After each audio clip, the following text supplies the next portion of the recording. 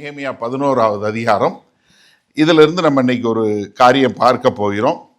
இதுக்கு தலைப்பு வந்து front row in the fire அப்படின்னு தலைப்பு கொடுத்துருக்கேன். அதாவது அக்கினி தீப்பிடிச்சு எரியும் போது முதல் வரிசையில் போய் உட்கார வேணும். எப்படி தீப்பிடிச்சு எரியும் போது எல்லாரும் என்ன பண்ணுவாங்க? தப்பிச்சு ஓடுவாங்க. ஆனால் தீப்பிடிச்சு எரியும் போது முதல் வரிசையில் போய் உட்காரக்கூடிய ஒரு சம்பவம் தான் இந்த 11வது அதிகாரம். ஒரு இந்த முன்கதை சுருக்க சொல்லிடுறேன். எங்கே இருக்கிறோம் நெகேமியா புஸ்தகத்தில், இங்கே எங்கே இருக்கிறோம் அப்படிங்கிற ஒரு காரியத்தையும் சொல்லி கொடுத்துறேன். அதாவது நெபுகாத் நேச்சரால் இஸ்ரவேல் தேச மக்கள், அதுவும் எஸ்பெஷலி எருசலேமில் உள்ள யூதேயா மக்கள் வந்து 3 முறை நெபுகாத் நேச்சரால் படையெடுக்கப்பட்டு 586வது வருஷம் 3வது முறையாக வந்து மொத்த எருசலேமை அழித்து தேவாலயத்தையும் இடித்து போட்டு எதுவுமே இல்லாமல் ஒன்றும் இல்லாமல் அழித்து அவர்களை எல்லாம் அடிமைகளாக பாபிலோனுக்கு கொண்டு போயிடுறார். கொண்டு போய் 70 வருஷம் அவங்க அங்கே அடிமைத்தனத்தில் இருக்கிறாங்க. 70 வருஷம் முடிஞ்சதுக்கப்புறம் கோரேஸ் மூலமாக யாரெல்லாம் எருசலேமுக்கு போய் அங்கே தேவனுடைய ஆலயத்தை கட்டி தேவனுடைய பட்டணத்தில் இருக்கணும்னு விருப்பப்படுறவங்கள நீங்கள் எல்லாம் போங்க அப்படின்னு சொன்னதுக்கப்புறம் முதலாக என்ன பண்ணுறான் நம்ம வந்து பார்க்குறோம், எருபாபேல் என்று சொல்லக்கூடிய அவர் மூலமாக ஒரு கூட்டம் வரக்கூடிய ஒரு காரியம். அதற்கு பின்பாக எஸ்ரா தலைமையில் ஒரு கூட்டம் வருது. எருபாபேல் மூலமாக வரக்கூடிய மக்கள் என்ன பண்ணுறாங்க? ஒரு தேவாலயத்தை கட்டுறாங்க. ஆனால் அதை பார்த்தபோது ஒரு பக்கத்தில் ஒரு சிலருக்கு மகிழ்ச்சி, இன்னொரு பக்கத்தில் சிலருக்கு பயங்கரமான அழுகை. பழைய தேவாலயத்தை பார்த்தவங்கெல்லாம் அழுதாங்க, பார்க்காதவங்கெல்லாம் சந்தோஷப்பட்டாங்க. பழையவங்க பார்த்தாங்க, சாலமோன் கட்டின தேவாலயம் எவ்வளோ அற்புதமாக இருந்துச்சுன்னு சொல்லி. ஆனால் புதுசாக வந்தவங்களுக்கு வந்து என்ன இருந்துச்சு? இது நல்லா இருக்குது, தேவனுடைய ஆலயம் வந்துருச்சுன்னு சொல்லி சந்தோஷப்படக்கூடிய காரியம். எஸ்ரா தலைமையில் வந்து அதுக்கு பின்பாக ஒரு கிட்டத்தட்ட எருபாபேல் வந்து ஒரு 70-80 வருஷங்களுக்கு அப்புறம் தான் எஸ்ரா வருகிறார். எஸ்ரா வந்து ஒரு 14 வருடங்கள் கழித்து, ஏறக்குறைய ஒரு 14 வருடங்கள் கழித்து யார் வர்றா? நெகேமியா வருகிறார். நெகேமியா யார்? ஒரு பானபத்திரக்காரன். அவர் ஒன்றும் ஒரு கன்ஸ்ட்ரக்ஷன் எக்ஸ்பர்ட் இல்லை, அவர் வந்து ஒரு இராணுவ தளபதி இல்லை, அவர் வந்து ஒரு பொலிட்டிக்கல் லீடரும் கிடையாது. ஒரு சாதாரண அரசனுக்கு திராட்சை ரசம் கொடுக்கக்கூடிய ஒரு பானபத்திரக்காரன். இவர் வந்து என்ன பண்ணுறாரு? அங்கே கர்த்தர் அழைச்சதுனால அவருடைய ஆவியை அவருக்கு வந்து ஒரு செய்தி வருது, இந்த மாதிரி பட்டணத்தில் மதில் சுவர் இல்லை, அதனால ஜனங்கள் எல்லாம் அழிகிறார்கள் என்று கேள்விப்பட்ட உடனே ஒரே துக்க முகமாகி அவர் உபவாசம் இருந்து அழுது அவரு ராஜாட்ட போறாரு. ராஜா சொல்றாரு, நீ போய் அங்க மதில் எடுத்து கட்டு அப்படின்னு சொல்லக்கூடிய ஒரு காரியத்தை சொன்ன உடனே இவருங்க வர்றாரு. வந்தவர் வந்து கர்த்தருடைய துணையோட 52 நாட்கள்ல கிட்டத்தட்ட ஏறக்குறைய ஒரு 140 வருடங்களாக இடித்து ஒன்றுமில்லாமல் போன ஒரு அலங்கம், ஒரு மதில் சுவர், பட்டணத்தை சுற்றிய உள்ள ஒரு மதில் சுவர் 52 நாள்ல எல்லா ஜனங்களும் சேர்ந்து கட்டக்கூடிய ஒரு காரியத்தை நம்ம பார்த்தோம். அது வந்து எவ்வளவு ஒரு அருமையாக நடந்ததுங்கிறத 6வது அதிகாரம் 15வது வசனத்தில் பார்த்தோம். அதற்கு பின்பாக 7வது அதிகாரத்திலிருந்து 10வது அதிகாரம் வரைக்கும் எஸ்ரா வந்து அங்கே என்ன தேவனுடைய பிரமாணங்களை சொன்னபோது அவங்க எல்லாம் நின்று மக்கள்லாம் கேட்டு அழுது புலம்பி அங்கே ஒரு பெரிய எழுப்புதல் வந்து ஜனங்கள் எல்லாம் கர்த்தருக்கென்று தங்களை ஒப்பு கொடுக்கக்கூடிய மக்களாக மாறுறாங்க. இப்போ என்ன, பட்டணத்துக்கு வந்துட்டாங்க, இங்கே மதில் சுவர் கட்டப்பட்டது, தேவாலயம் இருந்துருச்சு. ஆனால் உள்ளுக்குள்ள ஆள் இல்லை. எருசலேமில் வசிக்கிறதுக்கு ஆளுங்க இல்லை. ஏன்னா மக்கள் ஒருத்தர் இல்லை அங்கே.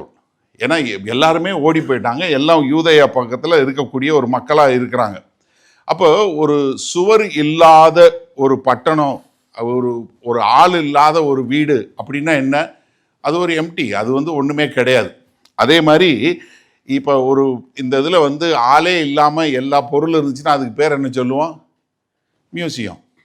சும்மா போய் பார்த்துட்டு வரக்கூடியதான். அந்த மாதிரி இங்கே வந்து ஆளே இல்லாமல் இருக்கக்கூடிய பட்டணம். இப்போ கர்த்தர் வந்து என்ன பண்ணுறாரு? சுவத்தை கட்டிட்டாரு. இப்போ கர்த்தர் வந்து உள்ளுக்குள்ளே ஜனங்களை கொண்டு வந்து வைக்கணும். அப்போ என்னன்னா இங்கே வந்து பார்க்கும்போது பழைய ஏற்பாட்டில் இங்கே ஒரு ஜனத்தொகையை கொண்டு வந்து கர்த்தர் உள்ள வைக்க வேண்டிய ஒரு அவருக்கென்று ஒதுக்கி வைக்கப்பட்ட, அவருக்கென்று பிரித்தெடுத்து வைக்கப்பட்ட மக்களை கொண்டு வந்து வைப்பதற்கு இந்த ஒரு அதிகாரம் பயன்படுத்தப்படுது. சரியா? இதுக்கு ஒரு கதையும் சொல்லிடுறேன். ஒரு பட்டணத்தில் ஒரு சபை இருந்துச்சு. அந்த பட்டணம் வளர்ந்து வரக்கூடிய ஒரு பெரிய பட்டணமாக இருந்துச்சு. உடனே என்ன பண்ணாங்க, மக்கள் எல்லாம் அந்த பட்டணம் நம்மளை மாதிரி லண்டன் மாதிரி வச்சுக்கோங்களேன், அந்த மாதிரி ஒரு பட்டணத்தில் எல்லாம் வந்த உடனே இருக்கிறவங்கெல்லாம் பார்த்தாங்க, இதே ஒரே டிராஃபிக்காக இருக்குது, ஒரே ஜனத்தொகையாக இருக்குது. அதனால் நம்மெல்லாம் என்ன செய்வோம், ஒரு ஊருக்கு வெளியே போய் ஒரு அமைதியாக ஒரு கிராமத்தில் நம்ம எல்லாம் போய் செட்டில் ஆயிடுவோம், அப்போ தான் நல்லது அப்படின்னு சொல்லி ஜனங்கள் பூரா மூவ் ஆகி பக்கத்தில் இருக்கிற ஒரு யாருமே இல்லாமல் ஊருக்கு வெளியே இருக்க இடத்துல போய் எல்லாம் கூடி நல்ல சந்தோஷமாக கொஞ்சம் காலம் இருந்தாங்க. கொஞ்சம் காலம் கழித்து அந்த சபைக்கு வேற ஒரு போதகர் வந்தார். அவர் வந்தவர் சொன்னார், எப்பா பட்டணத்தில் இருக்க எல்லாரும் போயிட்டீங்க, பட்டணத்தில் தான் எல்லா ஜனங்களும் இருக்கிறாங்க, அவங்களுக்கு நம்ம சுவிசேஷம் சொல்லணும், நம்ம தனியாக வந்தால் சரி கிடையாது, ஏன்னா பட்டணத்தில் யாருமே இல்லை, அங்கே மக்களே இல்லை, ஒரு கிறிஸ்தவ சாட்சி அங்கே போய் வாழணும், அதுதானே நம்ம கர்த்தர் அதுதானே அழைச்சிருக்கிறாரு, அதை நம்ம விட்டுவிடக்கூடாது அப்படின்ன உடனே எல்லாரும் மக்கள் பூரா உடனே ஒரு ஆர்வமாகி, ஆமாம் அதுதான் கரெக்டு, பட்டணத்துக்கு சுவிசேஷம் சொல்லணும், அதனால் பட்டணத்துக்கு நம்ம இது பண்ணணும், சபையை மூவ் பண்ணணும் அப்படின்னு எல்லாரும் சேர்ந்தாங்க. ஓகே ஓட்டு போடுவோன்னு சொன்னாங்க. எல்லாம் ஓட்டு போட்டாச்சு. எல்லாரும் சொல்லிட்டாங்க நம்ம பட்டணத்துக்கு சபையை மாற்றணும், பட்டணத்தில் இது பண்ணணும். சரி வாங்க யாரெல்லாம் பட்டணத்துக்கு வருவோன்னு சொன்னால் ஒருத்தரும் வரல. எப்படி? எல்லாத்துக்கும் தெரியும் நம்ம அங்கே தான் செய்யணும், இதெல்லாம் பண்ணணும்னு. ஆனால் இங்கே எருசலேமில் அதே தான் பிரச்சனை. சுற்றி இருக்கிற யூதேயா தேசத்தில் இருக்கிற மற்ற கிராமங்கள் மற்ற பட்டணங்களில் ஆளுங்க இருக்கிறாங்க. ஆனால் எருசலேம் எம்டியாக இருக்குது. ஏன்னா என்ன காரணம், ஒரு மதில் இல்லாத பட்டணம்னா ஒரு பாதுகாப்பட்ட பட்டணம். அங்கே யார் வேணாலும் எதை வேணாலும் செய்ய முடியும்.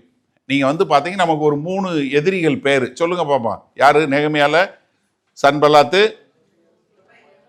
தொபாயா, வர்ஷாம். ஓகே 3 பேர். சன்பலாத்து மேலே வடக்கில் உள்ள ஆள், தொபாயா கிழக்க இருந்து அடிக்கிறான், கீழே தெற்க இருந்து கோஷம் வர்றான். 3 பேரும் 3 டைரக்ஷனில் எருசலேமை அடிக்கிறாங்க, இந்த பக்கம் போக முடியாது. யோசிச்சு பாருங்க, இப்படி ஒரு பட்டணம் இருக்கு. அதனால அங்கே யாருமே அங்கே இல்லை. இப்போ மதில் சோறு கட்டியாச்சு, உள்ள ஆலயம் இருக்கு, இது தேவனுடைய பட்டணம் என்று சொல்லக்கூடியதா, ஆனால் உள்ள ஒருத்தருமே இல்லை.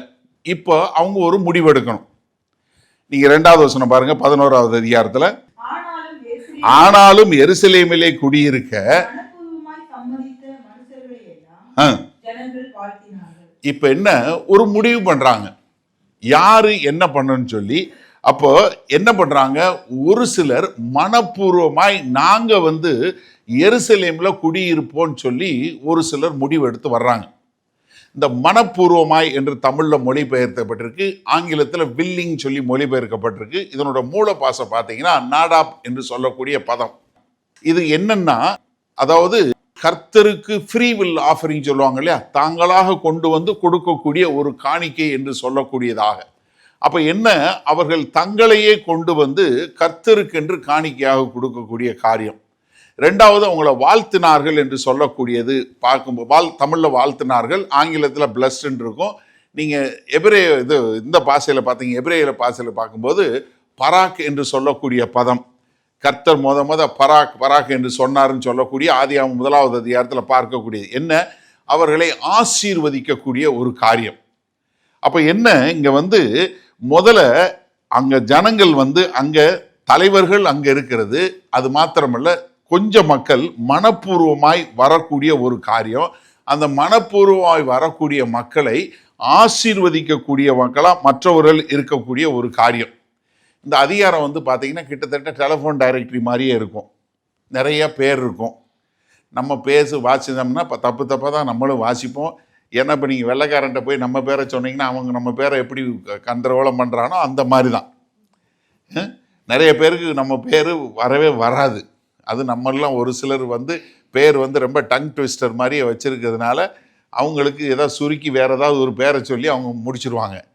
அதே மாதிரி தான் நம்மளும் இந்த எபிரேய மொழியில் உள்ளவங்க பேரெல்லாம் நம்மளால் சொல்ல முடியாது. ஆனால் அவங்க பேரெல்லாம் கர்த்தர் ஒரு காரண காரியத்தோடு God remembered their names and he has written them down.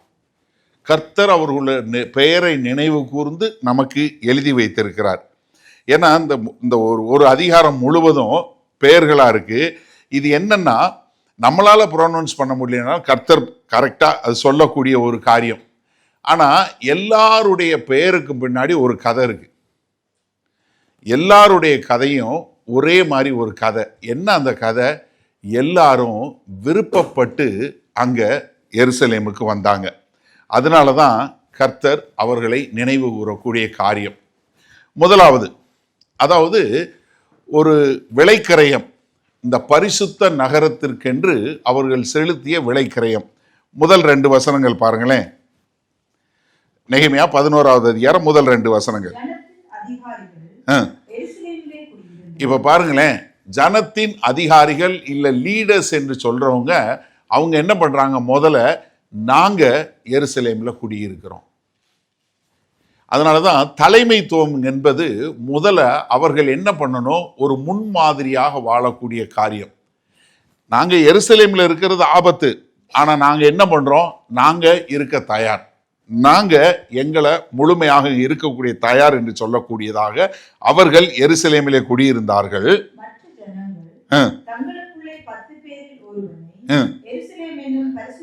பரிசுத்த நகரத்திலும் சீட்டுகளை போட்டார்கள். ஆனாலும்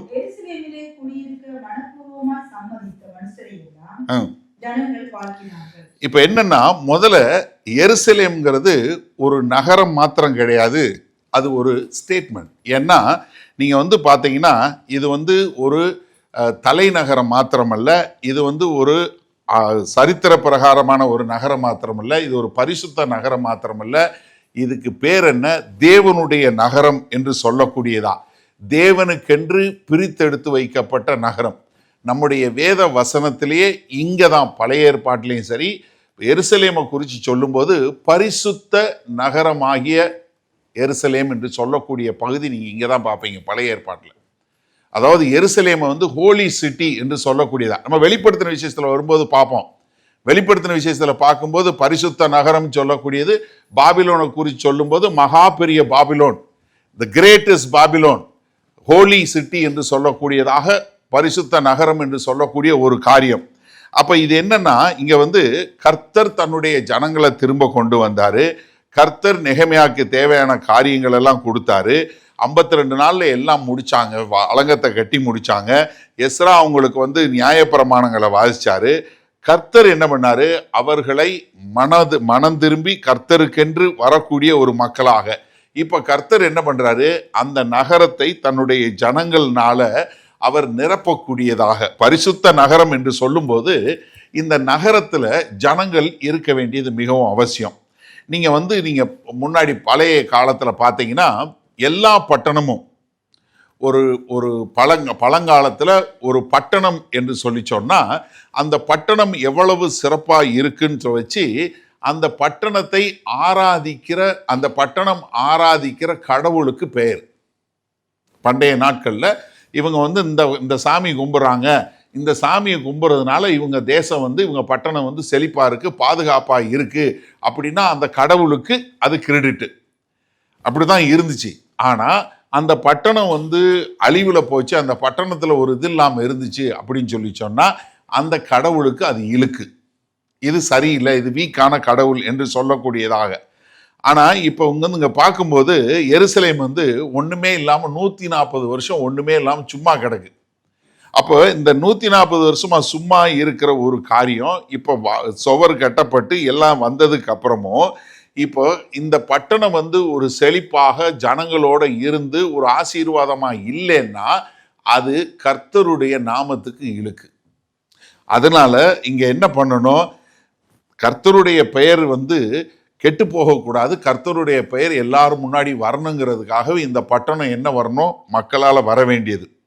ரெண்டாவது, இதுக்கு கொடுக்கக்கூடிய விலைக்கரையும் உண்மை, இது கற்பனை அல்ல. ஏன்னா எருசலேம்ல குடியிருக்கணும் அப்படின்னு சொல்லும்போது அதற்கென்று ஒரு விலைக்கரையம் செலுத்தக்கூடிய மக்களால் தான் வர முடியும். இப்போ நீங்கள் யோசிங்க, எல்லாம் யூதேயா பகுதியில் இருக்க எல்லா பட்டணங்களுக்கும் எல்லா கிராமங்களுக்கும் போயாச்சு, எல்லாம் அங்கங்கே வீடு கட்டியாச்சு, அவங்க தோட்டம் துறவு வச்சுருக்கிறாங்க, ஆடு மாடு வச்சுருக்கிறாங்க, எல்லாம் செட்டில் ஆயாச்சு. இப்போ அதையெல்லாம் விட்டுட்டு அவங்க எருசலேமுக்கு வரணும். எருசலேமுக்கு வர்றது செல்வ செழிப்புக்காக வரல. இப்போ கிராமத்தில் இருக்கிறவங்க தலைநகருக்கு வர்றது வேலை தேடி வரக்கூடிய இந்த காலகட்டம். ஆனால் அந்த காலகட்டத்தில் நீங்கள் எருசலேமுக்கு வர்றீங்கன்னு சொல்லி சொன்னீங்கன்னா நீங்கள் அக்கினிக்குள்ளே போக தயார்னு சொல்லக்கூடிய ஒரு கட்டம்.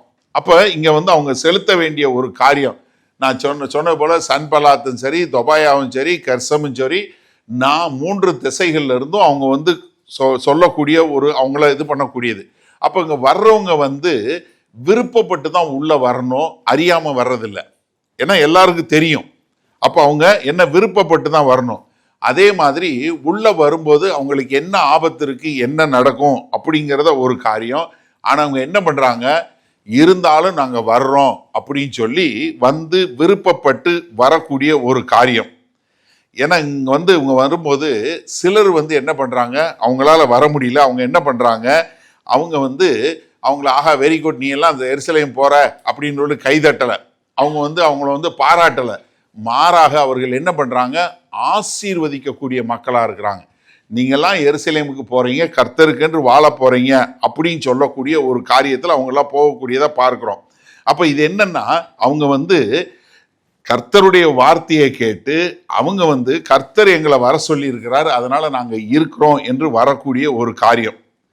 இப்போ ஒவ்வொரு தலைமுறையிலையும் நீங்க பார்த்தீங்கன்னா கர்த்தருடைய மக்கள் எருசலேமுக்கு வரும்போது அவர்கள் விலைக்கரையும் செலுத்த வேண்டியிருக்கு. அவங்க பல ஆபத்துகளுக்கு தங்களை ஓப்பன் பண்ணக்கூடியதா இருக்குது. அது மாத்திரமல்ல, கர்த்தருடைய நோக்கத்தையும் கர்த்தருடைய திட்டத்தையும் நிறைவேற்றுவதற்கு தங்களை விட்டு கொடுத்த மக்களாக வரக்கூடிய ஒரு காரியம்.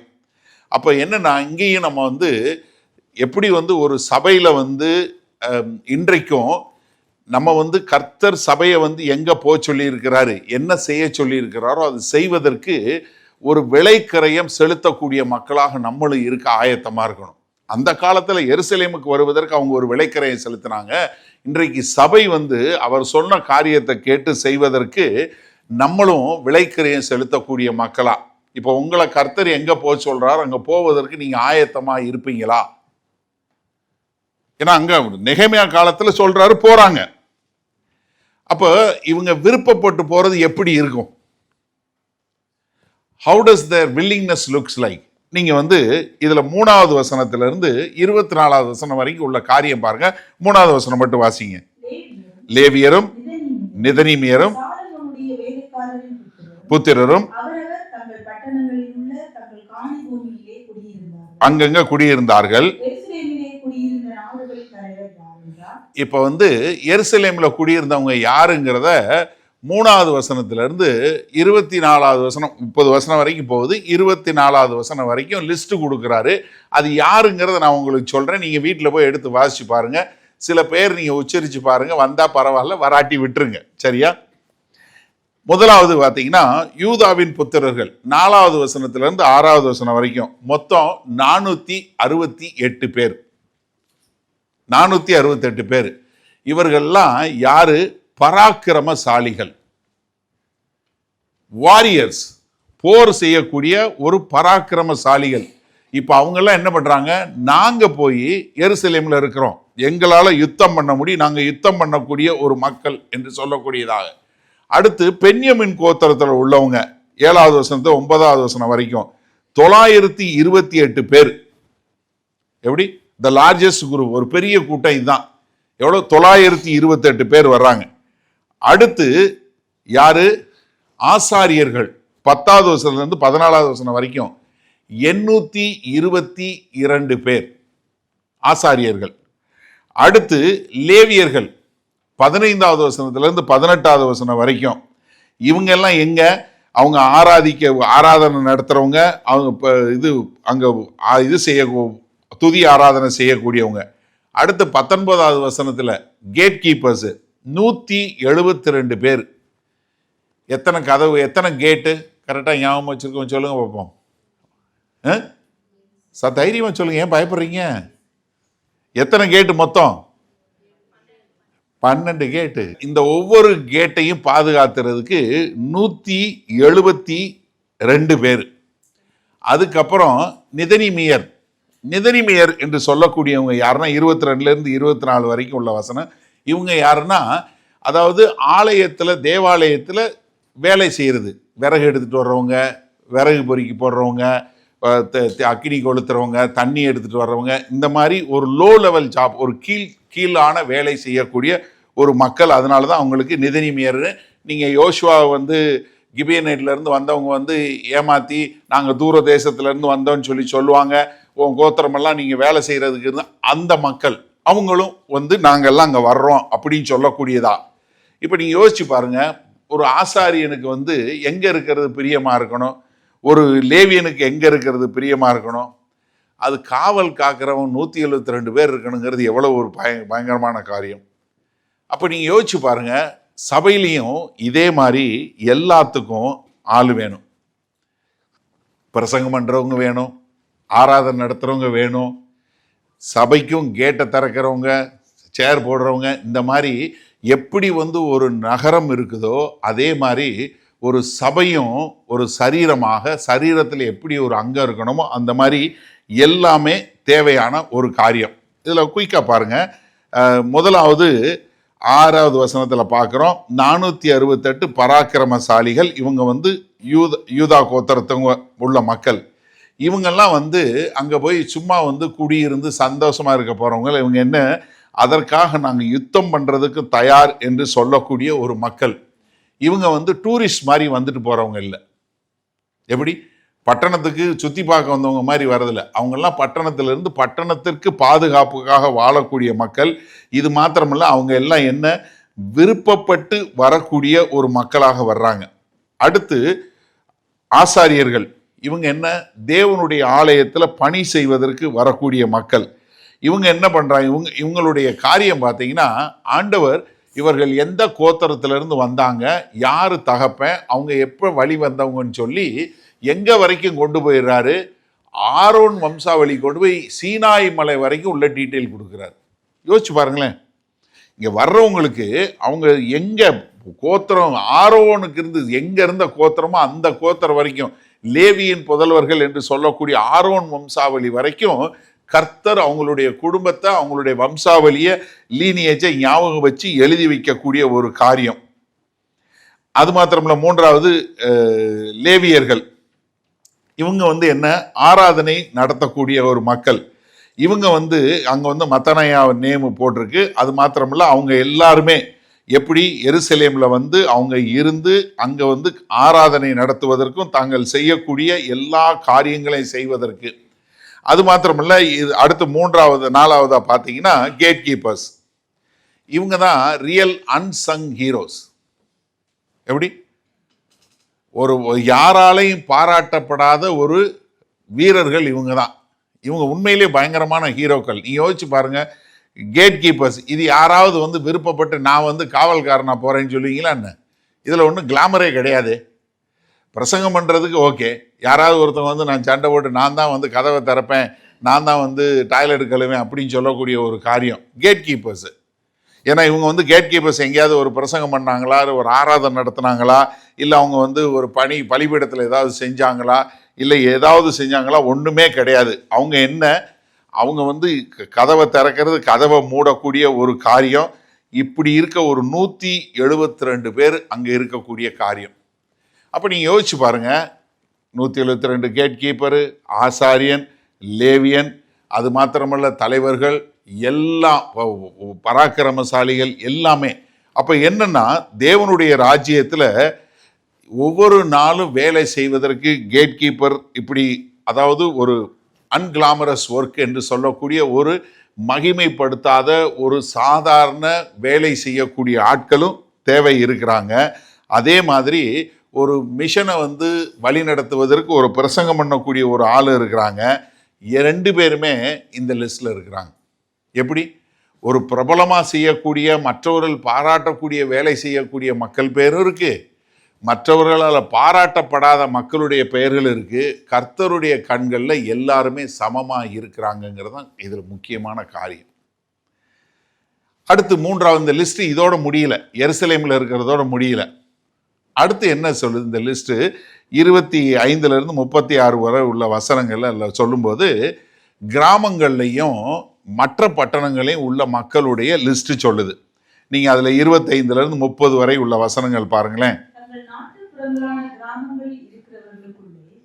யூதாவின் புத்திரரில் சிலர் கீரியாத் அர்பாவிலும் அதன் கிராமங்களிலும், தீவோனிலும் அதன் கிராமங்களிலும், எகாப்சேயரிலும் அதன் கிராமங்களிலும், யெசுவாவிலும், மோலாகாகிலும், பெத்பேலிலும், ஆத்தார் சுவாவிலும், பேர்செபாவிலும் அதன் கிராமங்களிலும், சிக்லாகிலும், மேகோனாகிலும் அதன் கிராமங்களிலும், என்ரிமோனிலும், சாரையாகிலும், யர்மூத்திலும், சாலோவாகிலும், அதுல்லாமிலும் அவைகளின் கிராமங்களிலும், லாகீசிலும் அதன் நாட்டுப்புறங்களிலும், அசைக்காவிலும் அதன் கிராமங்களிலும், பேர்செபா தொடங்கி இன்னோமின் பள்ளத்தாக்கு மட்டும் குடியேறினார்கள்.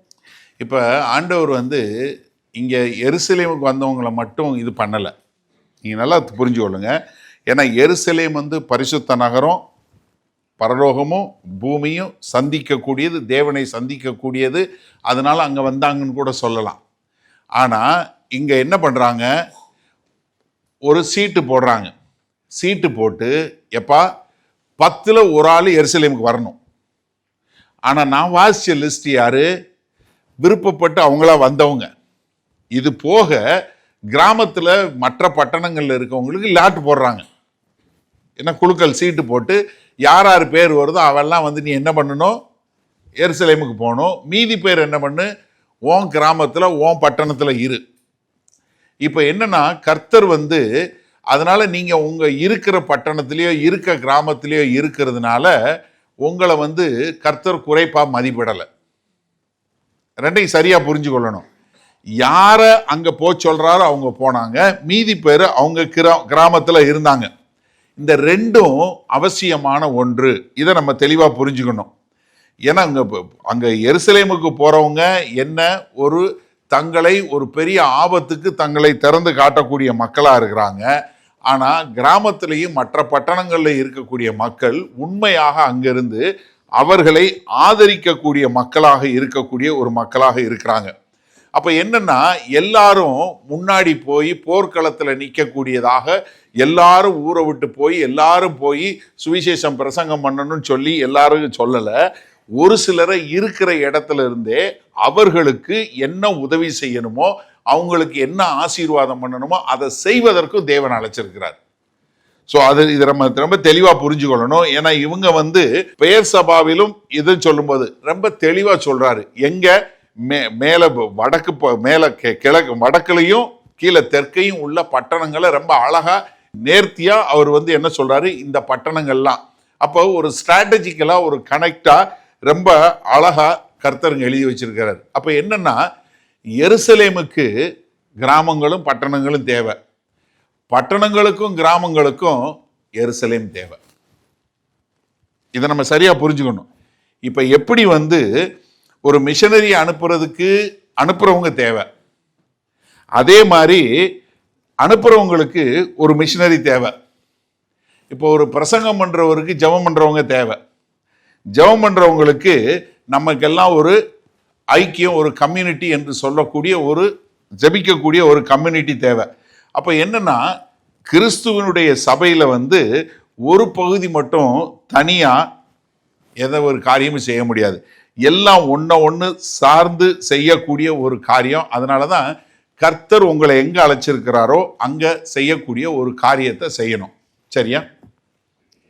இப்ப நம்ம மத்தேயு படிச்சு முடிக்க போறோம். அதனால இந்த நெகேமியா 11வது அதிகாரமும் இதுல சொல்லப்பட்ட காரியமும் பிரதான கட்டளையும் ஆல்மோஸ்ட் சிமிலரா இருக்கும். ரெண்டும் பார்த்தீங்கன்னா, ஏன்னா இதை நீங்க புரிஞ்சு கொள்றதுக்கு ரொம்ப தெளிவா தெரிஞ்சு கொள்ளுங்க. பழைய ஏற்பாட்டில் எருசலேம் என்று சொல்லக்கூடிய காரியம் ஒரு மாம்ச பிரகாரம் ஒன்னது.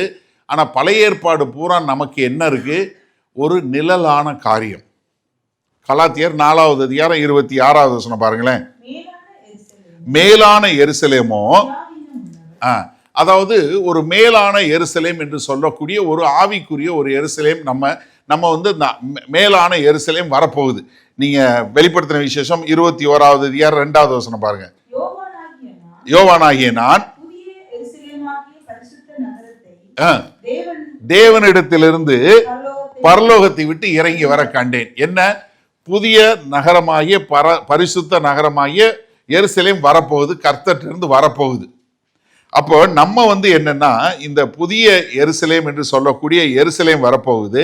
அது வந்து இந்த பழைய ஏற்பாட்டுக்கு ஒரு முன்னோட்டமாக, ஒரு அடையாளமாக இருக்கக்கூடிய ஒரு காரியம். அப்ப நீங்களும் நானும் இந்த புதிய எருசலேமுக்காக நம்ம வேலை பார்க்கக்கூடிய மக்களாக இருக்கிறோம். அப்போ நம்மளை வந்து அதாவது இப்போ எரேமியா வந்து இந்த பட்டணம் ஒண்ணுமில்லாம இடிஞ்சு போயிருக்குன்னு கேட்ட உடனே உபவாசித்து ஜெபம் பண்ணி எப்படியாவது இந்த மதில்கள் கட்டப்பட்டு மக்கள் பாதுகாக்கப்படணுன்ற ஒரு தாக்கம் உண்டாச்சு.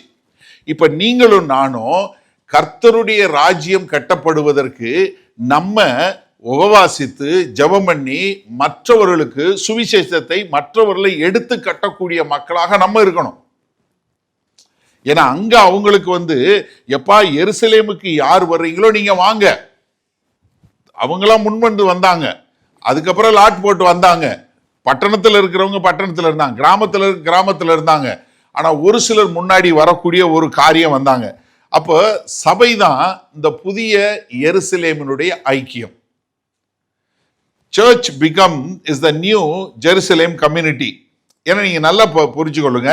ஏன்னா எப்படி வந்து அவங்கள வந்து ஒரு கர்த்தர் வந்து பூமியில எருசலேமை நான் தெரிந்தெடுத்தேன்னு சொல்லி ஒரு பட்டணத்தை தெரிந்தெடுத்தார். இன்றைக்கு நம்மளை உலக தோற்றத்திற்கு முன்பே தேவன் நம்மளை தெரிஞ்சு கொண்டவர். நம்ம ஆவிக்குரிய பிள்ளைகள், அவருடைய கர்த்தருடைய பிள்ளைகள். அதே மாதிரி எப்படி வந்து அவர் வந்து ஒரு பிசிக்கலா ஒரு பட்டணத்தை தெரிந்தெடுத்தார், இன்றைக்கு நம்மளை தெரிந்தெடுத்திருக்கிறார். நம்ம அவருடைய பெயரை தாங்கக்கூடிய மக்களாக இருக்கிறோம். 1 கொரிந்தியர் 6வது அதிகாரம் 19வது வசனம் இருக்கட்டும், இல்லை 1 கொரிந்தியர் 3:16 இருக்கட்டும், நம்ம தான் தேவனுடைய ஆலயம். இப்ப நம்ம கட்டப்படணும், நம்ம ஆலயத்தை கட்டக்கூடியதா எல்லாரையும் கட்டக்கூடிய மக்களாக நம்ம இருக்கணும். அப்ப என்னன்னா, எப்படி நெகேமியா காலத்துல எல்லாரும் விருப்பப்பட்டவங்க வந்தாங்க, அது மாத்திரமில்ல தூரமாக இருக்கிறவங்க அவங்களுக்கு உதவி செய்யக்கூடிய மக்களாக இருந்தாங்க. அப்ப தேவனுடைய பட்டணம் கட்டப்படணும், தேவனுடைய ராஜ்யம் கட்டப்படணும் அப்படின்னு சொல்லி சொன்னா நம்ம வந்து என்ன பண்ணக்கூடிய மக்களா இருக்கணும், நம்ம அதுல போய் இருக்கணும், தங்கி இருக்கணும், நம்ம அதுக்கு பணி செய்யக்கூடிய மக்களா இருக்கணும், அதை பாதுகாக்கக்கூடிய மக்களா இருக்கணும், ஆராதிக்கக்கூடிய மக்களா இருக்கணும், அதற்கான விலைக்கரையை செலுத்தக்கூடிய மக்களா இருக்கணும், அதனுடைய பாரத்தை சூக்கி சமக்கக்கூடிய மக்களா இருக்கணும். நீங்க பேதுரு இதை குறித்து எழுதும்போது ரொம்ப அழகா 1 பேதுரு 2வது அதிகாரம் 9வது வசனம் சொல்லும் என்ன சொல்றாரு பாருங்களேன். நீங்களோ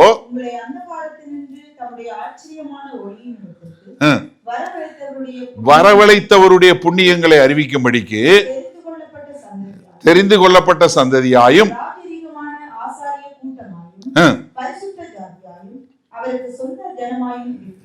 இதே பதத்தை தான் அவருங்க உபயோகப்படுத்துறாரு பேதுரு. என்ன, அவருடைய ஆசாரிய கூட்டம், பரிசுத்த ஜாதி, அவருக்கு சொந்தமான ஜனம், நீங்க அவருடைய சந்ததி என்று சொல்லக்கூடியதா. அப்போ நம்ம வந்து அந்த நெகேமியா 11வது அதிகாரத்துல வந்து அங்க வந்து அவங்க என்ன பண்ணாங்க, யாரெல்லாம் வந்தாங்கங்கிற ஒரு லிஸ்ட் எழுதியிருக்கிறாரு.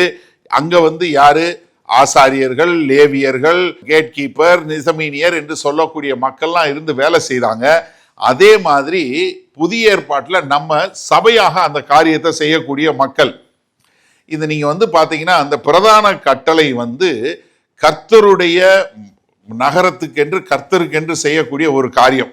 நீங்க இப்ப நெகேமியாவையும் இந்த நெகேமியால வரக்கூடிய இந்த கட்டளையும் கர்த்தராகிய இயேசு கிறிஸ்து கட்டளை கொடுத்த கட்டளையும் பார்த்தீங்கன்னா, நெகேமியா என்ன, அங்க தாங்கள் இருந்த பட்டணங்கள் கிராமங்கள்ல இருந்து புலம்பெயர்ந்து அவங்க எல்லாம் பட்டணத்துக்கு வந்து ஆபத்தை சந்திப்பதற்கு அவங்க வரக்கூடிய காரியம்.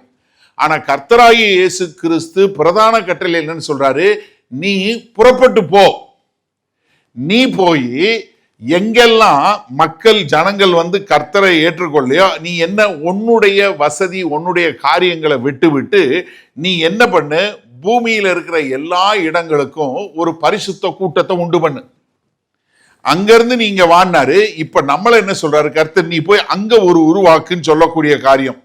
மத்தேயு 28:19 வந்து ஒரு பிரதான கட்டளை. நெகேமியா 12:1-2 வந்து அதனுடைய நிழல். ரெண்டுமே விருப்பப்பட்டு போகணும், இட்ஸ் வாலண்டரி. ரெண்டுமே விலைக்கரையை செலுத்தணும். ரெண்டுமே என்ன, கர்த்தருடைய ஆசீர்வாதம் உண்டு. நெகேமியா 11வது அதிகாரத்தில் மக்கள் விருப்பப்பட்டு போனவங்களுக்கு என்ன பண்ணாங்க? ஜனங்கள் ஆசீர்வாதம் பண்ணாங்க. ஆனால் நம்ம பிரதான கட்டளையை ஏற்றுக்கொண்டு போகும்போது கர்த்தர் நமக்கு என்ன சொல்லியிருக்கிறாரு? இதோ உலக முடிவு பரியந்தம் நான் உங்களுடனே கூட இருக்கிறேன். இப்ப நமக்கு என்ன கொடுத்திருக்கிறார்னா ஆசீர்வாதம் மாத்திரம் இல்ல, நானே உன் கூட இருப்பேங்கிற ஒரு பெரிய வாக்குத்தத்தை கொடுத்திருக்கிறார். இது நமக்கு பொருள் விதமா இல்லை, நீ போய் தங்குறதுக்கு கொடுக்கறது மாத்திரம் இல்ல. இதுல என்னன்னா, இது ஒரு காரியம் நல்லா தெரிஞ்சுக்கொள்ளுங்க. கர்த்தருடைய பிரசன்னம் அங்க நெகேமியா காலத்துல அவங்க எருசலேம்ல அவங்க தேவனுக்கு ஆலயத்தை செலுத்தி அங்க பலி செலுத்தி அங்க ஆராதிச்சு அவங்க வெளியரங்கமாக கர்த்தருடைய பிரசன்னத்தை பார்த்தாங்க. ஆனா புதிய உடன்படிக்கையில நம்ம என்ன பார்க்கிறோம்? எப்போது நம்மளோட இருக்கக்கூடியதாக பரிசுத்த ஆவியானவர் நமக்குள்ள இருக்கிறாரு. இம்மானுவேல் என்று சொல்லக்கூடிய தேவன் நம்மோடு இருக்கிறார் என்று சொல்லக்கூடியதாக கர்த்தருடைய பிரசன்னம் நமக்குள்ள எப்போதும் இருக்கக்கூடிய ஒரு காரியத்தை பார்க்கிறோம். நீங்க நெகேமியா 11 மத்தேயு 28 சொல்லப்பட்ட பிரதான கட்டளையை நீங்க பார்த்தீங்கன்னா இது ஒரே மாதிரி இருக்கக்கூடிய ஒரு காரியத்தை பார்க்க முடியும். ரெண்டும் என்ன? விருப்பப்பட்டு போனோம், ரெண்டுக்கும் விலைக்கரையும் செலுத்தணும், ரெண்டுக்கும் நீங்க என்ன பண்ணணும்? ஒரு கமிட்மெண்ட் இருக்கணும், அப்பதான் செய்ய முடியும். ரெண்டாவது ரெண்டுமே என்ன? பரிசுத்த நகரத்தில் வாழக்கூடிய ஒரு வாழ்க்கை. அவங்க மாம்ச பிரகாரமாக வாழக்கூடிய ஒரு பரிசுத்த நகரத்துல வாழ்ந்தாங்க. இன்றைக்கு நாமே அந்த பரிசுத்த ஜாதியாய் மாறக்கூடிய ஒரு பெரிய ஒரு பாக்கியம். அதே மாதிரி ரெண்டுக்குமே எல்லாமே தேவை இருந்தது. பராக்கிரமசாலி தேவை இருந்தது, லேவியர்கள் தேவை இருந்தது, ஆசாரிகள் தேவை இருந்தது, கேட் கீப்பர் இருந்தது. இன்றைக்கு பிரதான கட்டளையை நிறைவேற்றுவதற்கு நமக்கும் எல்லாமே வேணும். பிரசங்கியார் வேணும், சுவிசேஷம் சொல்றவங்க வேணும், ஆராதனை நடத்துறவங்க வேணும், சபையில வழி நடத்துறவங்க வேணும், அதுக்கு பொருளுதவி செய்யக்கூடியவங்க, அதுக்காக ஜபிக்கக்கூடிய எல்லா மக்களும் சபைக்கும் வேணும். அது மாத்திரமல்ல, ரெண்டுமே கர்த்தருடைய ஆசீர்வாதம் உண்டு.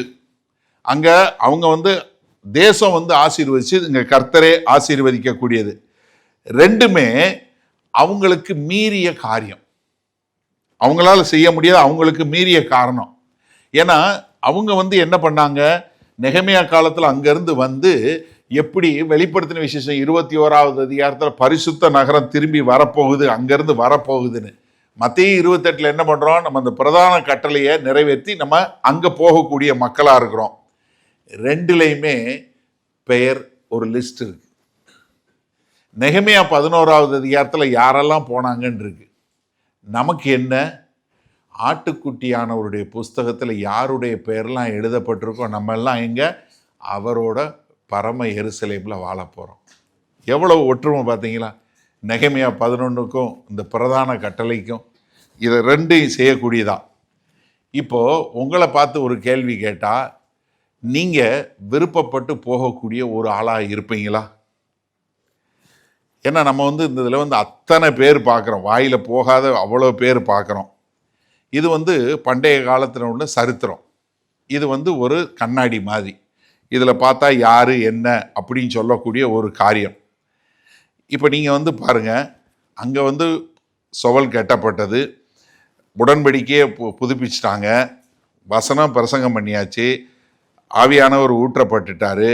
இதே தான் இன்னைக்கு நம்ம சபையிலையும் இருக்குது. கர்த்தர் நம்மளுக்கு நம்மளை கட்டி அவர் பரிசுத்த ஆவியை ஊற்றி நம்மளை நீ என்னுடைய காரியமாக போவையா அப்படின்னு கேட்கக்கூடிய ஒரு காரியம். அப்போ நீங்கள் யோசிச்சு பாருங்கள், ஒருவேளை நீங்கள் கர்த்தராகிய இயேசு கிறிஸ்துவை அறியாதவங்களாக இருந்தால் முதல்ல என்ன பண்ணணும்? நீங்கள் இயேசு கிறிஸ்துவை ஏற்றுக்கொண்டு அவருக்கென்று வாழக்கூடிய ஒரு மக்களாக இருக்கணும்.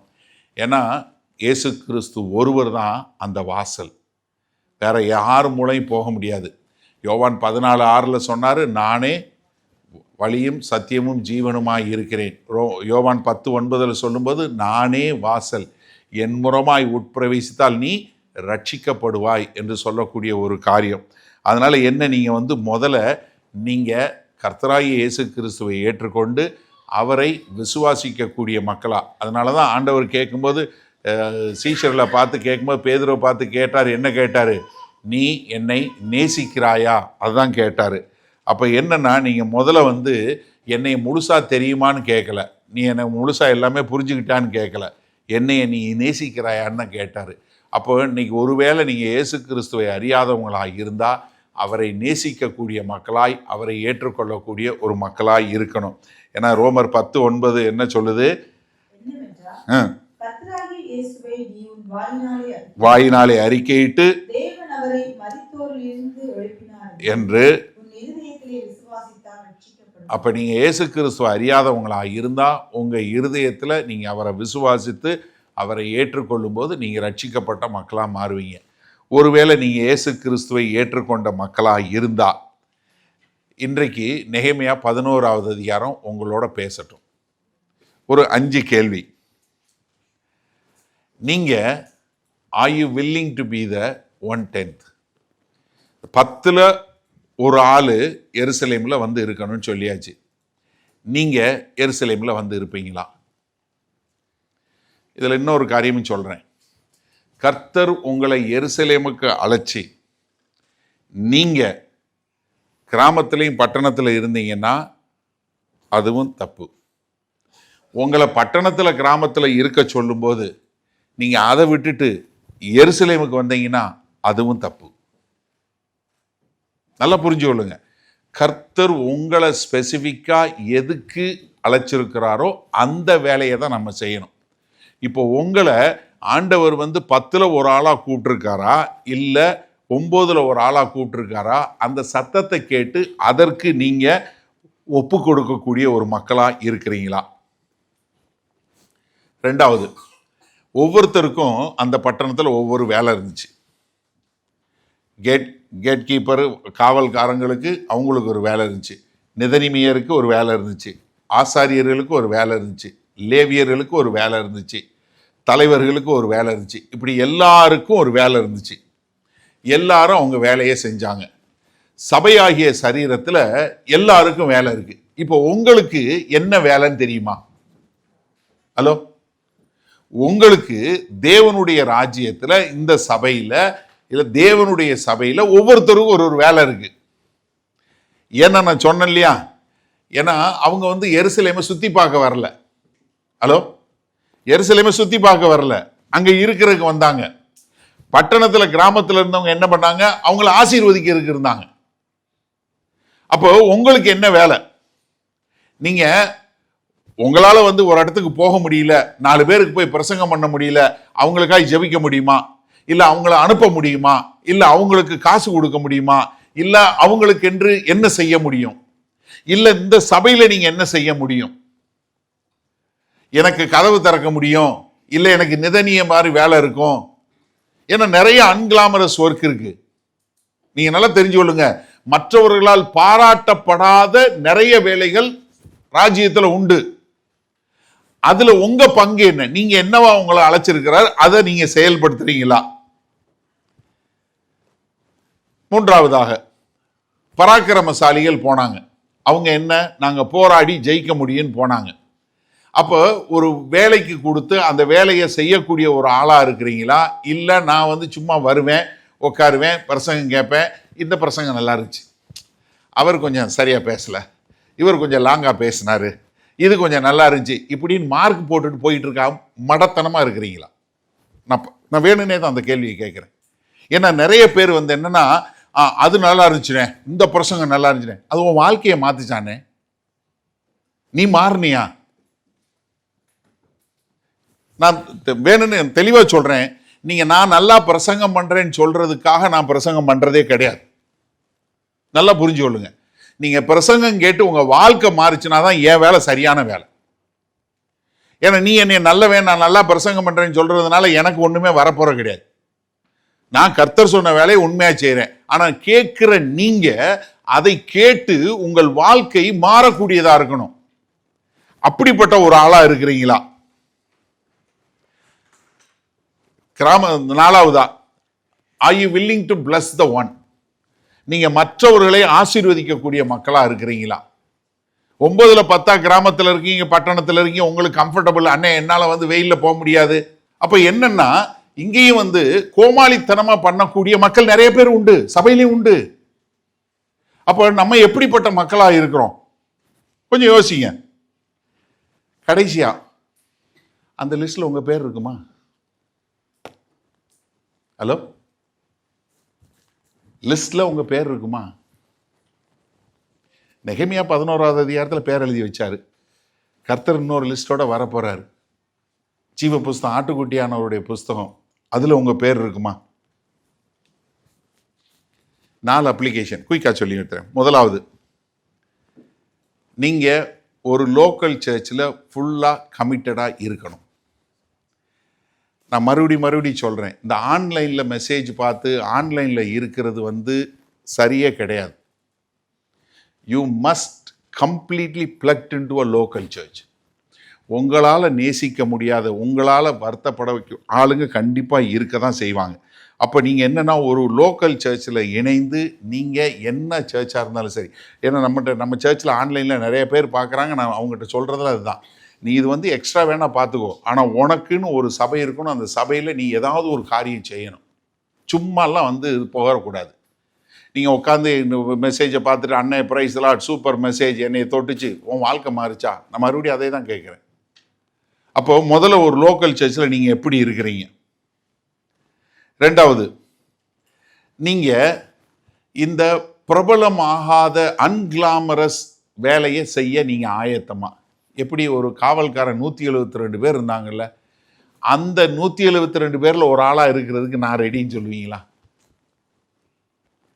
நான் நிறைய முறை சொல்லி கொடுத்துருக்கேன். சபையை பற்றி சொல்லி கொடுக்கும்போது, சபைங்கிறது ஒரு சரீரம். ஏன்னா புதிய ஏற்பாட்டில் சொல்லக்கூடிய ஒரு சரீரம். நான் என்னுடைய சரீரத்தில் நீங்கள் பார்க்கக்கூடிய பகுதிகளை காட்டிலும் உங்களால் பார்க்க முடியாத பகுதி என் சரீரத்துக்கு ரொம்ப அவசியமாக வேலை பார்க்குது. நீங்கள் பார்க்குற பகுதி எதுவுமே வேலை பார்க்குறதில்ல, உள்ளுக்குள்ளே வேலை பார்க்குற பகுதி நிறையா இருக்குது. அது வேலை பார்த்துக்கிட்டே இருக்குது. அது எதுவாவது ஒன்று நின்றுச்சுன்னா பிரச்சனை, அவ்வளோதான். கர்த்தர்கிட்ட போயிட வேண்டியிருக்கும். இப்போ யோசிங்களேன், நம்ம நிறைய நேரங்களில் இந்த கிளாமர் வேலைக்கு தான் பார்க்குறோம். என் பேர் போடணும், என்னைய வந்து முன்னாடி விடணும் இப்படின்னு. பின்னாடி இருந்து நான் வேலை செய்யறதுக்கு தயாருன்னு சொல்லக்கூடிய அப்படிப்பட்ட ஒரு ஆளாக இருக்க நீங்கள் ஆயத்தமா? அதே மாதிரி மூன்றாவதாக, கர்த்தருக்கென்று உதாரத்துவமாய் உங்களை கொடுக்கக்கூடிய மக்களாக இருக்கிறீங்களா? அவங்க வந்து விருப்பப்பட்டு வில்லிங்லி ஆஃபர்ட், நான் சொன்னேன் இல்லையா, நாடாப் என்று சொல்லக்கூடிய ஒரு எபிரேய மொழி பதம் என்ன, அவங்க தங்களுக்கு உண்டானதை கொடுக்கக்கூடிய மக்களாக இருந்தாங்க. அப்போ நீங்கள் வந்து எப்படிப்பட்ட மக்களாக இருக்கிறீங்களா? இதில் வந்து பாருங்கள், இந்த 11வது உள்ள லிஸ்ட்டில் வந்தவங்களோட வந்து அவங்களுக்கு லாட்டே உழலை. அவங்கள வந்து இங்கே வரணும்னு லாட்டே உழலை. ஆனால் அவங்களே வந்தாங்க. ஏன்? ஆண்டவரே இங்கே நான் இருக்கேன், நான் போகிறேன். ஏசாயாட்ட கேட்டார்ல, யார் நமது காரியம்? ஆண்டவரே நான் போகிறேன், ஐ வில் கோ. எப்படி? நான் போகிறேன் அப்படின்னு சொல்லக்கூடியதா? ஏன்னா நான் விருப்பப்பட்டு போக விரும்புகிறேன், ஏன்னா உம்முடைய பரிசுத்த நகரம் எனக்கு ரொம்ப அவசியம், அதனால நான் போகேன் அப்படின்னு சொல்லக்கூடியதா? புதிய ஏற்பாட்டில் நமக்கு என்ன சொல்லியிருக்கிறாரு? ரோமர் 12:1 நம்முடைய சரீரங்களை என்ன ஜீவ பலியாக ஒப்பு கொடுக்கணும்னு சொல்லி இருக்கிறாரு. அப்போ நம்முடைய காரியங்களை நம்ம வந்து ஜீவ பலியாக கொடுக்கக்கூடிய ஒரு ஆளாக இருக்கிறோமா? நாலாவதா, இந்த ஐக்கியத்தில் உங்களுடைய அழைப்பு என்ன அப்படின்னு சொல்லி கூட ஒரு ஆளாக இருந்தீங்களா? ஏன்னா நீங்கள் வந்து எங்கே பணி செய்கிறீங்க, எங்கே வந்து நீங்கள் ஊழியம் செய்கிறீங்க ரொம்ப முக்கியம். நான் சொன்னது போல் உங்களை கர்த்தர் நகரத்திலையும் பட்டணத்திலையும் அழைச்சிருந்தாரு, கிராமத்தில் அதை விட்டுட்டு எருசலேமுக்கு வந்தாலும் தப்பு, எருசலேமுக்கு அழைக்கப்பட்டு நீங்கள் அங்கே உட்கார்ந்துருந்தாலும் தப்பு. உங்களுக்கு உங்கள் அழைப்பு தெரியுமா? உங்களை எங்கே அழைச்சிருக்கிறாரு, என்ன செய்யணும், நான் எங்கே போகணும், என்ன காரியம் செய்யணும்னு சொல்லக்கூடிய ஒரு இது தெரியுமா? ஏன்னா நீங்கள் வந்து நல்லா கவனிச்சிங்கன்னா, என்னை கர்த்தரை அழைச்ச அழைப்புக்கு நான் முழுமையாக என்னை ஒப்பு கொடுக்கிறேனா அப்படின்னு சொல்லக்கூடிய ஒரு காரியம். ஏன்னா நீங்கள் வந்து எல்லாரும் ஒரே அழைப்பு அழைக்கப்படலை, ஆனால் எல்லாரும் அழைக்கப்பட்டிருக்கிறோம். எல்லாரும் அவங்கவுங்க அழைக்கப்பட்ட அழைப்புல இடத்துல முழுமையாக உண்மையாக விருப்பப்பட்டு என்ன இந்த பரிசுத்த நகரம் பரிசுத்த ராஜ்யம் கட்டப்படுற வரைக்கும் உங்க வேலையை செய்ய வேண்டியது மிகவும் அவசியமான ஒரு காரியம். அதை செய்ய நீங்க ஆயத்தமா? கடைசியா ஒரு கதை சொல்றேன். ஒரு அன்அஸ்யூமிங், ஒரு நம்ப முடியாத ஒரு காரியம். விபியா பெர்பெச்சுவா அப்படின்னு சொல்லக்கூடிய ஒரு சகோதரி 1800 வருஷங்களுக்கு முன்பாக கார்த்தேஜ் என்று சொல்லக்கூடிய ஒரு பட்டணத்தில் இருந்த அந்த சகோதரி 22 வயசு. அந்த பிள்ளை அவங்க மாசமாக இருந்தாங்க. ஆனால் அவங்கள ஒரு நல்ல ரோமன் வெல்தி ஃபேமிலியில் வந்த ஒரு சகோதரி. அவங்கள கைது பண்ணி சிறைச்சாலையில் வச்சாங்க. காரணம் என்ன? அவர்கள் கிறிஸ்துவை ஏற்றுக்கொண்டு நான் கிறிஸ்தவன் என்று சொன்னதுக்காக. அவங்க என்ன சொன்னாங்க? நீ கிறிஸ்துவை மறுதலி, உன்னை விடுதலை பண்ணிடுறோன்னாங்க. அவங்க அப்பா டெய்லி சிறைச்சாலைக்கு போய், மகளே நீ மறுதளிச்சுட்டு வெளியே வந்துரு, நீங்கள் இருந்து மரிச்சு போக வாய்ப்பு இருக்குது, தயவு செய்து மறுதளிச்சுட்டு வந்துருன்னு சொல்லி தினசரி போய் கேட்டாங்க. ஆனால் அந்த சகோதரி, நான் மாட்டேன், நான் இயேசு கிறிஸ்துவை மறுதளிக்க மாட்டேன் அப்படின்னு சொல்லி சொல்லிட்டாங்க. யோசிச்சு பாருங்கள், 22 வயசு உள்ள ஒரு சகோதரி. இந்த சகோதரி பெருசாக பிரசங்கம் பண்ணலை, எந்த ஒரு காரியம் பண்ணலை. ஆனால் என்ன, அவங்க ஒரு பெரிய மிஷனரியும் கிடையாது, அவங்க ஒரு சர்ச் லீடரும் கிடையாது. ஆனால் அவங்க என்ன, எல்லாருக்கும் முன்னாடி ஒரு அரேனால அவங்க கொலை செய்யப்பட்டாங்க. ஆனால் என்ன ஆனாலும் சரி, நான் இயேசுவை மறுதளிக்க மாட்டேன், என்னை சொன்னதை விடவே மாட்டேன்னு சொல்லக்கூடியதா. 1800 வருஷத்துக்கு முன்பாக. ஆனால் இன்றைக்கும் அந்த சகோதரியை பற்றி சரித்திரத்தில் நம்ம பேசக்கூடியதாய் இருக்கிறது. எனக்கு அருமையானவர்களே, நீங்கள் யோசிச்சு பாருங்கள், உங்களை கர்த்தர் எங்கே அழைச்சிருக்கிறாரு? நீங்கள் அந்த அழைப்புக்கு பாத்திரம் உள்ளவங்களா நீங்கள் இருக்கக்கூடிய ஒரு மக்களாக இருக்கிறீங்களா? யார் உள்ளே போக முடியும்? வெளிப்படுத்தின விசேஷம் 21-27 ரொம்ப தெளிவாக எழுதியிருக்கு. ஆட்டுக்குட்டியானவரின் ஜீவ புஸ்தகத்தில் எழுதப்பட்டவர்கள் மாத்திரம் அதில் பிரவேசிப்பார்கள்.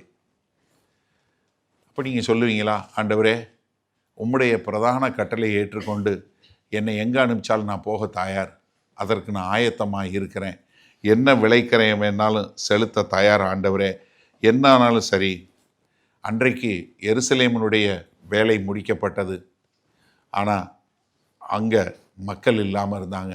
இன்றைக்கு எங்களுக்கு கொடுத்த பிரதான கட்டளை எங்களுக்கு முன்னாடி இருக்குது, அதை நிறைவேற்ற நாங்கள் ஆயத்தமாக இருக்கிறோன்னு சொல்லக்கூடியதா. உங்களுக்கு நோட்ஸுக்கு நீங்கள் மெடிடேட் பண்ணுறதுக்கு ஒரு சில கொஸ்டின்ஸ் இருக்குது, அதை நீங்கள் போட்டு விடுவாங்க. நீங்கள் உட்காந்து அது இது பண்ணுறதில்ல, டிஸ்கஷன் இல்லை, நீங்கள் முடிவெடுக்க வேண்டியது எப்படி பண்ணணும் அப்படின்னு சொல்லக்கூடியதா.